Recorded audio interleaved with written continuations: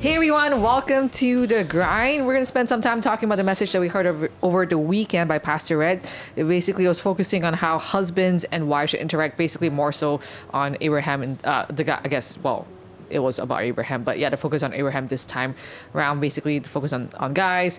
And so, yeah, I mean, something to think about is like, what if our like prayer life, future relationships are more connected than we think? And so again, this episode is for everyone, whether married or not, and we're looking at 1 Peter 3 verse 7, and basically it challenges how we can grow now in character, honor, and spiritual maturity. So yeah, let's just talk about marriage for just a little bit. What's one piece of marriage advice that made you stop and think? Have you heard the one that like, to be a good father, you have to be a good son, and then like how you treat your mom will be how you treat your future wife? Yeah, second part yes, first part no. I feel some people. I feel this doesn't apply for all, because I feel someone could have just the sheer will to just keep their focus on what the end goal is and like manage to achieve it despite the circumstances. But at the same time, it was a correlation I never realized. And I think that's why it was interesting to learn that like your actions from so long ago could still affect you so far in the future. So I think that kind of like got me aware that even when I was already only single, I would still be, this is something I should get started working on like as soon as possible. Yeah, for me, it's the willingness and the capacity to say, forget about it, or let's move on, because there will be a lot of misunderstandings and a lot of hurt, but we cannot just dwell on those incidents. So like the Lord's Prayer say, forgive our transgressions as we forgive others, and also like 1 Corinthians 13, love is patient, not irritable, and keep no records of being wronged. Yeah. So I'm sure everyone's familiar with the term happy wife, happy life, right? Happy spouse, happy house. Yeah, something like that, right? And so it was interesting because it was a couple of years ago, I think, we were doing like a marriage dynamics video reel, and they were interviewing different people like, what's a marriage advice? And then someone said, yeah, happy wife, happy, like, what do you think about that? And everyone's like, yeah, that's very true, da, da. And then when we spoke to Darcy, Mick, and Leanne's like, nope, don't like that. I don't like it because happy wife, happy life really puts a woman in the role of manipulator, getting what she wants in order for life to be happy, and that's not cool. And I thought to myself, yeah, you're right. I don't think that should be the ideal for people. Happy wife, happy life.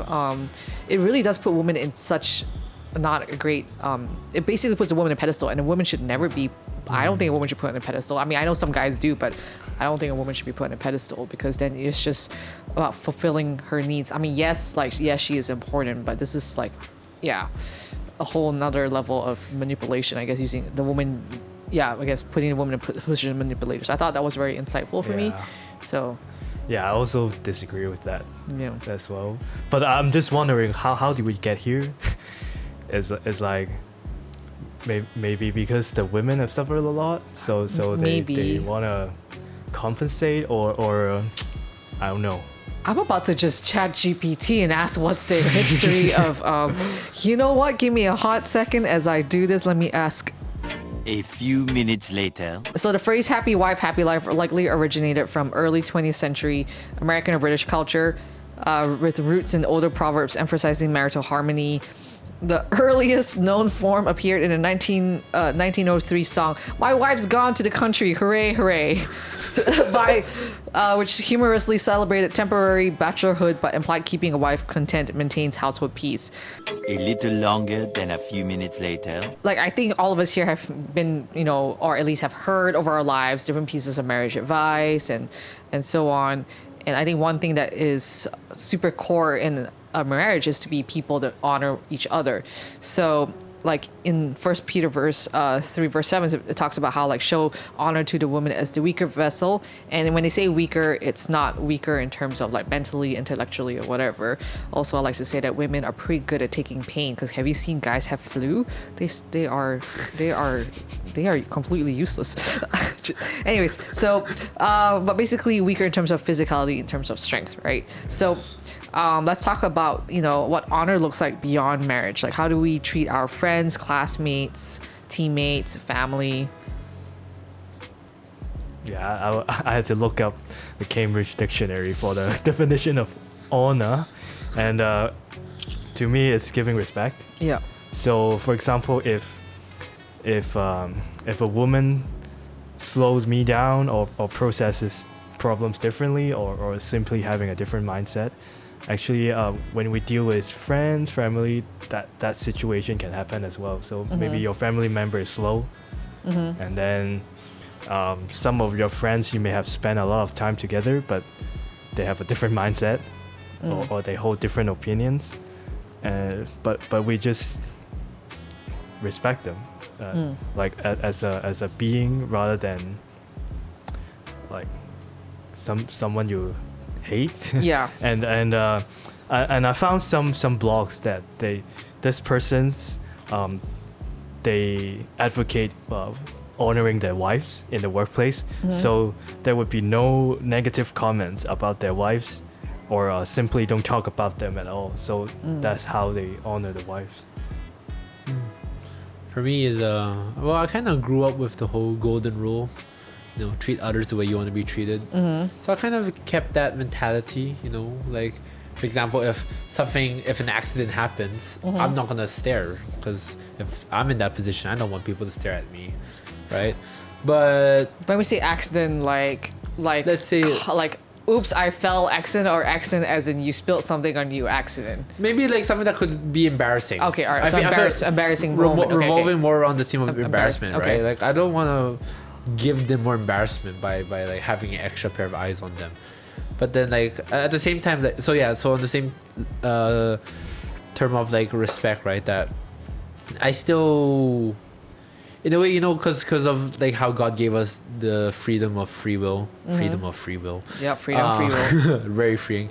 Indeed. They can do whatever they want, and I choose to respect them, but respecting them doesn't necessarily mean like agreeing with it. You know, for example, like homosexuality, right? I have a lot of friends who came out gay, and I'm like, you know, I'll still see you as my friend. I still respect you as a human being, but I can't necessarily like be on your side when it comes to homosexuality. Yeah, I think when it comes to honor, again, if you're growing up in our culture, it's like, it's always upwards, right? It's always like, oh, they're older, show them respect, show them honor, call them, you know, in terms of like what you're like. I think that's the saying, like, oh, what is your mouth holding gold? You won't open your mouth to say hi to them. It's like, hi uncle, hi auntie, you know.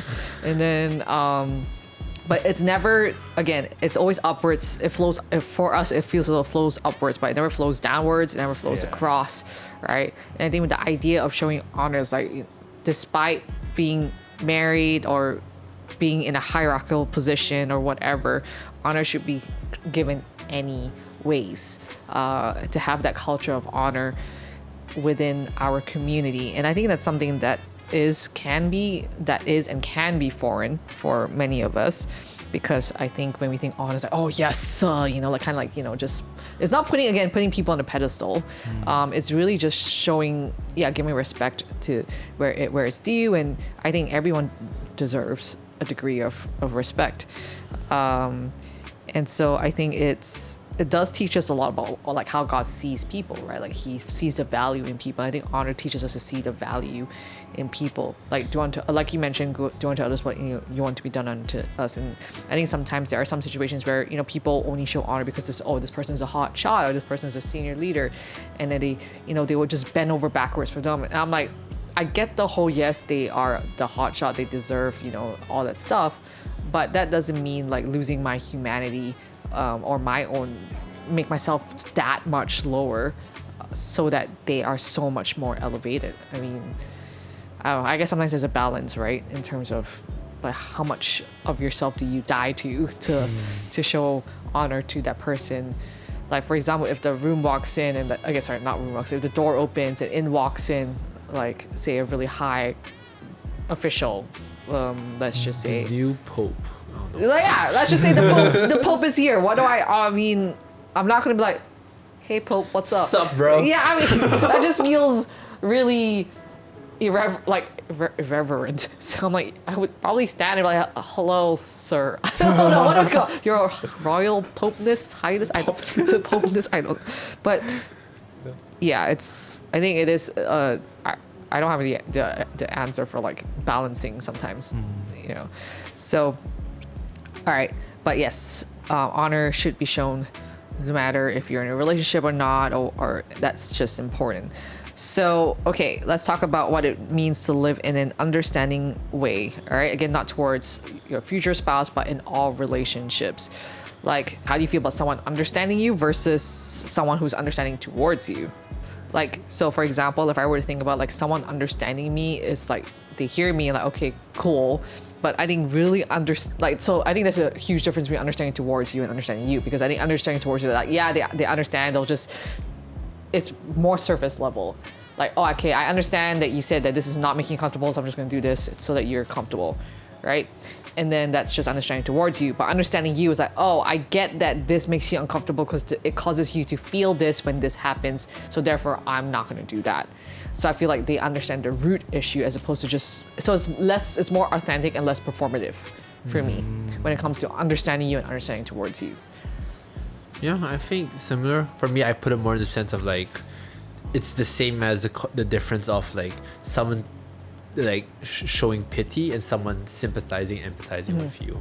I mean, that's how I'd show the difference. Right, yeah. Right. There's one that is that they recognize it, and there's one and the other one is that they know it and they know how it feels, and so that's why they kind of like come down to your level, kind of thing. I feel differently about this comparison. Is the people who understand you may not necessarily be good to you, because something like what Job experienced, his friends, I guess, knew him for a lot of years, but then they used that knowledge to talk against him. So we know you're like this, so you must be sinful, blah blah blah blah blah. So people can use knowing you for many years to attack you. True. Yeah, and then but those who are friendly towards you, who are understanding towards you, may not have the whole picture of your personality, but then they are patient, they are loving, I guess, and they try to put themselves in your shoe, and even though you may have offended them or something undesirable happened, they still remain friendly with you. That's what I felt. Yeah. Like, what's the one thing that you guys have learned about listening and empathy to change how you handle conflict or misunderstanding? I think that's why we should not be quick to judge, because I think the main reason why is because we don't know all the details, right? I think that's why it's important to honor people, because like you don't know all the details, right? So we shouldn't be like quick to judge them. So yeah, I think in that sense, like in handling conflict, I just choose to honor them, and yeah, I accept that I don't know the details, and so that's why I leave all the judging to the one who has all the details, because I know God's just. So yeah. Yeah, I would say hear what the other person have to say first, and then, like God, be slow to anger, because when you're angry, I find myself like when you give immediate response, it's usually a bad one. So be slow to anger. Don't be offended when others feel hurt by you.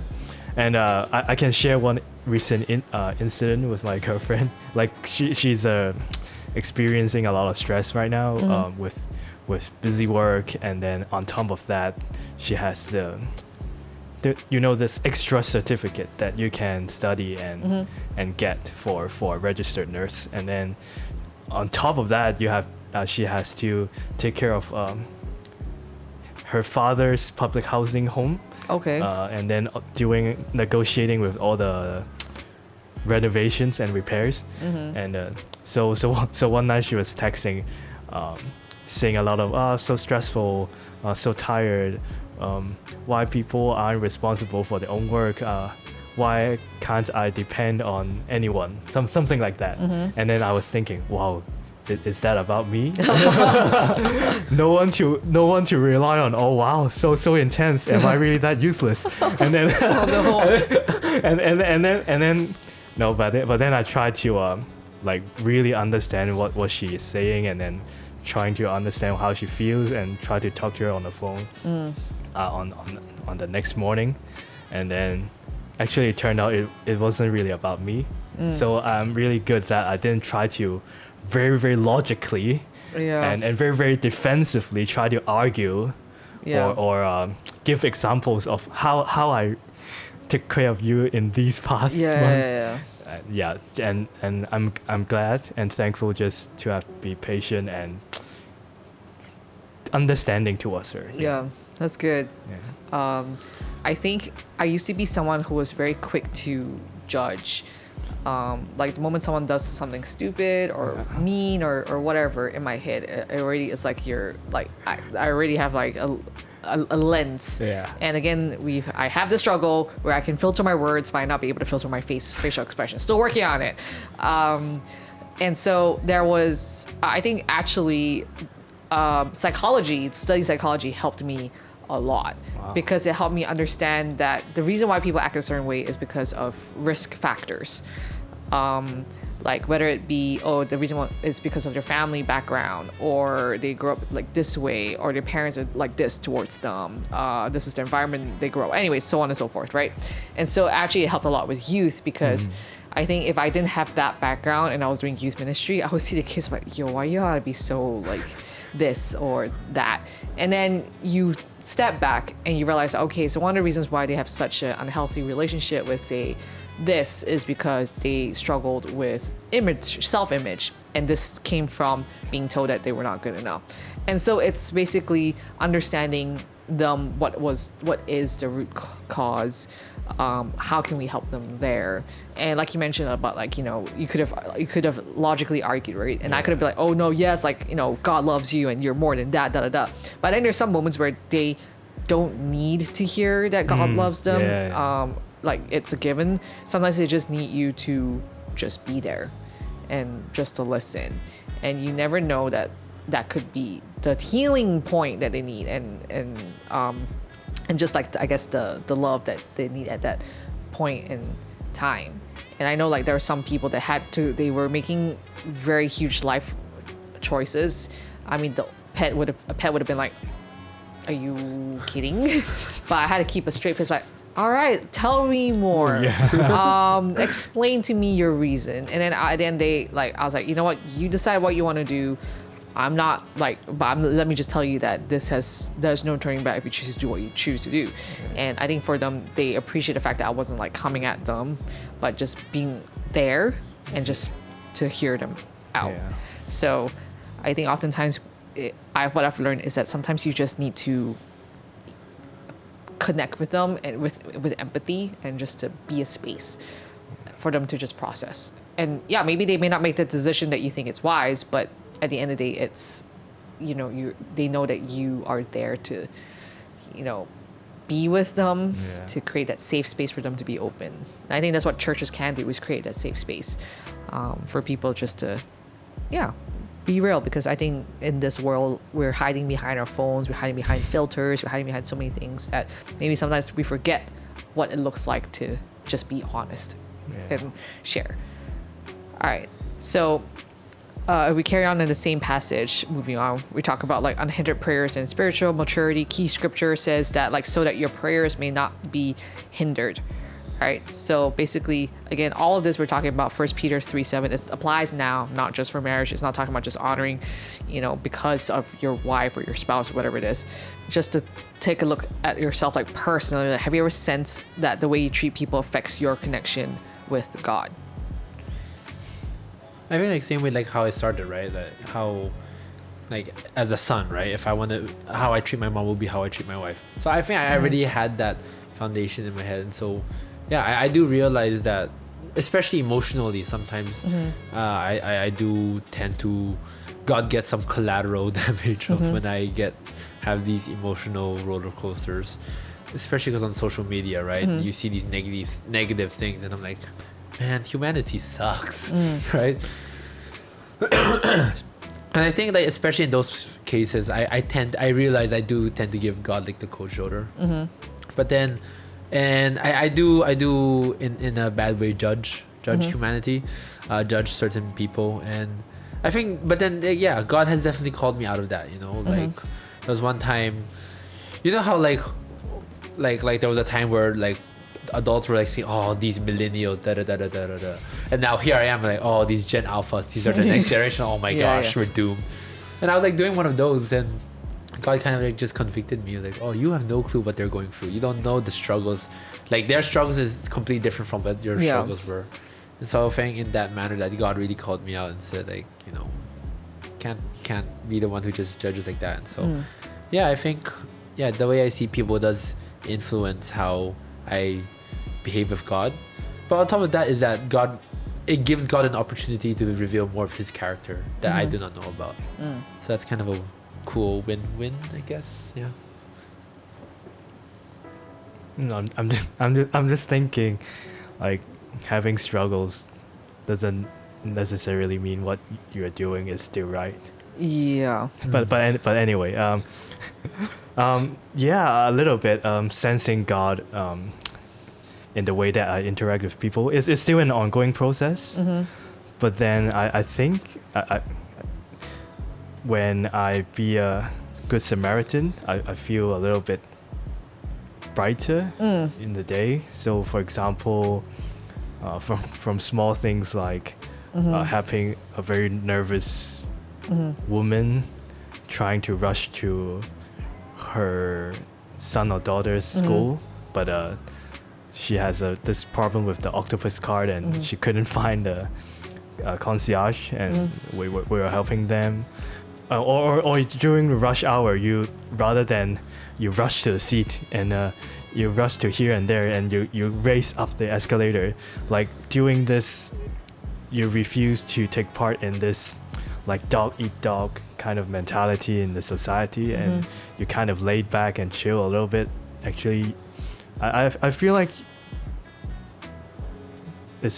you can experience God's design a little bit more in that when you refuse to be dragged away by the culture or humanity, the negative side of humanity. I think it's like when you choose to pause and connect with people around you, because like I think if you go on the trains, everyone's on their phone, they're always looking down, and no one's really looking up. And I think so recently, like my professor who at school, he flew in from the Netherlands, and so I think he was a little bit confused as to how to get to where he's supposed to get, and he just felt so alone at that point because no one looked up to help him, even though he was like purely lost and whatever. I mean, he's like, sure, a taller gentleman, obviously stands out in a crowd, but I think he just felt like, even though he's amongst people, he just felt pretty alone, because he just felt so lost. Like, how do I get from point A to point B? No one's really looking up to help. And there are moments where I see people, like, they're looking at maps. I'm like, should I stop and help them? They look as though they got it. Moving on. Especially if they look like tourists. I think sometimes, like, I would see people and they look as though they're struggling with their luggage. I'm like, hey, there's a lift over there. You know, just like little things here and there. And I think, is being aware of like the needs of people around you. And I sometimes feel like, not saying like, oh yeah, I did this, pat my back, God, but it just feels natural. I feel like, God's like, pleased, or like just is able to just extend some sort of I think goodwill, in little moments that you can. Like there was one time I was in a like a cha and like this lady in front of me was trying to order joke, but then she's Filipino or Indonesian, and she just like I think she got the orders wrong, and then I just basically I was like, you know what, in my broken Cantonese, let me help you out here, and then I just helped them sort it out, and then she said, oh, thank you mom, and it's like it's just a little simple thing. I could just like stand in line and be like, you know, but also I was like, you know what, like I can help, like, so the little that I can help, you know, let me. And I think that's, yeah, I feel in a sense a little bit more connected Yeah. with God when I do that, Yeah, and when we talk about relationships, Yeah. when you can live out those like true love Yeah. and patience and forgiveness and gentleness, yeah, like really that's the moment where you can sense God's Yeah. presence, yeah, and you kind of have a shadow of how God's Trinity is Yeah. in union with each other, but Yeah. also different. yeah. Yeah. Yeah, and then obviously there are moments when you start to get angry towards someone. You can feel like a sense of like, you know, something else, another feeling, not empathy, rising up, you know, within you. And so I think I shared this before. Like this lady like stepped on my foot, and I was like looked at her, and she's like, oh sorry, and then she proceeds to try to cut my line to order food. I was like, wait, 我排緊隊喎, you know. So I had like no sympathy for her whatsoever. Yeah. Was I connected to God then? I don't know, justice of God. But anyways, just to think about as we wrap up, just think about like, yeah, how can we continue to grow now to honor, understand, and lead like Christ even before marriage? You know, to how do we grow in spiritual maturity? Because we don't want to be, oh, we're married now. We focus on getting spiritually mature, but I think it should be an ongoing process. Even like when you get to the altar, when you get married, that's, you know, we're coming to that place, you know, in a relationship that's centered on Christ, and we're also like spiritually mature and growing together. All right, so character isn't something that we just turn on when we get married. It's who you're becoming right now, and so let that be an ongoing thing where we continue to grow in our character. All right. Well, that's that for Grind today. Thank you so much for joining us, and we will catch you next time. Bye.